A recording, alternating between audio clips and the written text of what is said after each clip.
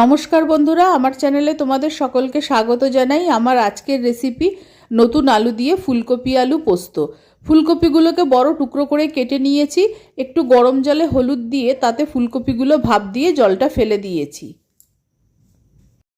নতুন আলুগুলোকেও বড় টুকরো করে কেটে নিয়েছি, খোসা ছাড়িয়ে ধুয়ে পরিষ্কার করে নিয়েছি। মশলা তৈরির জন্য নিয়েছি 2 চামচ পোস্ত, 2 চামচ সাদা তিল আর 1 চামচ মগজদানা। নিয়েছি 1 চামচ গোটা ধনে, 1 চামচ গোটা জিরে, 5-6টা শুকনো লঙ্কা। ঝালটা তোমরা তোমাদের আন্দাজ মতো নেবে।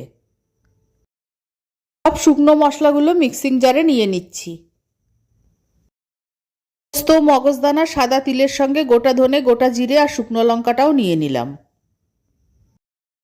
মশলাগুলো আগে শুকনো গুঁড়ো করে নিচ্ছি।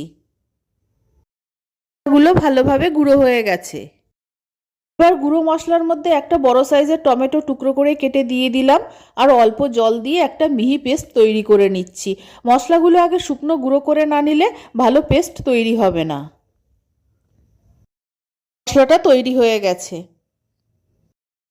কড়াইতে অল্প সর্ষের তেল গরম করে নিয়েছি, এবার ভাপানো ফুলকপিগুলো ভেজে নিচ্ছি। ফুলকপিগুলো হালকা ভাজা হয়ে গেছে, খুব বেশি কড়া করে ভাজবো না। এবার তুলে নিচ্ছি।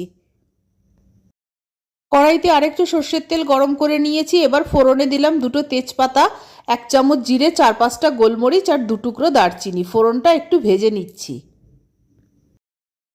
এবার টুকরো করে কেটে রাখা আলুগুলো দিয়ে দিলাম। আলুগুলো ভালো করে ভেজে নেব। আলুগুলো আমি আগে ভাজিনি, এখন ভেজে নিচ্ছি। আলুগুলো হালকা ভাজা হয়ে গেছে, এবার মিক্সিং জারে করে রাখা মশলাটা আমি আলুর মধ্যে দিয়ে দিলাম। মিক্সিং জারে লেগে থাকা মশলাটা আমি অল্প জল দিয়ে ধুয়ে আলুর মধ্যে দিয়ে দিলাম। এবার আলু আর মশলা ভালো মতো কষিয়ে নেব। মশলাটা কষানোর সময় আন্দাজ মতো নুন দিয়ে দিলাম। মশলার ওপরে তেল ভেসে উঠেছে, মশলাটা ভালো মতো কষানো হয়ে গেছে। এবার ভেজে রাখা ফুলকপিটা দিয়ে দিলাম। ফুলকপি দিয়ে আরও কিছুক্ষণ আমি কষিয়ে নেব। ফুলকপিটা ভাপানোর সময় আমি একটু হলুদ ব্যবহার করেছিলাম, আর বাকি রান্নায় হলুদ ব্যবহার করিনি। ফুলকপি আর আলু মশলার সঙ্গে খুব ভালো মতো কষিয়ে নিয়েছি, আর কষানোর সময় ফ্লেমটা আমি মিডিয়ামে রেখেছিলাম। এবার আন্দাজ মতো জল দিয়ে দিচ্ছি। জলটা একটু বেশি পরিমাণে দেবো যাতে ফুলকপি আর আলুটা ভালো মতো সিদ্ধ হয়ে যায়। এবার নাড়াচাড়া করে ভালো মতো সব কিছু মিশিয়ে দিচ্ছি। গ্যাসের আঁচটা বাড়িয়ে দিলাম। ফুলকপি আলু সেদ্ধ হওয়া পর্যন্ত রান্না করে নেব। রান্নাটা প্রায় হয়ে এসেছে, ফুলকপি আলু ভালো মতো সিদ্ধ হয়ে গেছে। স্বাদটা ব্যালেন্স করার জন্য আমি একটা সুগার ফ্রি দিয়ে দিলাম। এবার মিনিট খানেক ফুটিয়ে নামিয়ে নেব।